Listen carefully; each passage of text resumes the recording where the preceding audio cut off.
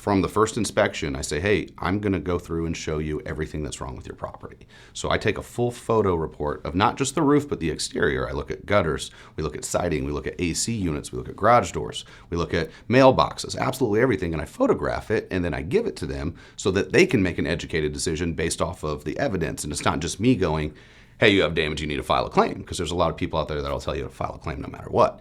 You can look at the photos, go through the evidence with me, and then make an educated decision. Once they've made that decision, if they decide, hey, I want to move forward, then we go through and I say, hey, these are the processes that can happen.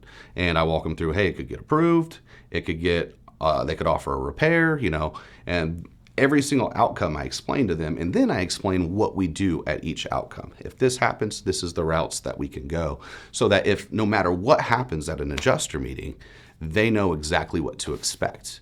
Then from that point on, we go into the build once it's approved, and we walk them through everything that's going to happen, and then they know what to expect. So just by making them aware of everything that's going to happen along the way, there's never any surprises, and I think it makes them feel comfortable with everything that you're telling them.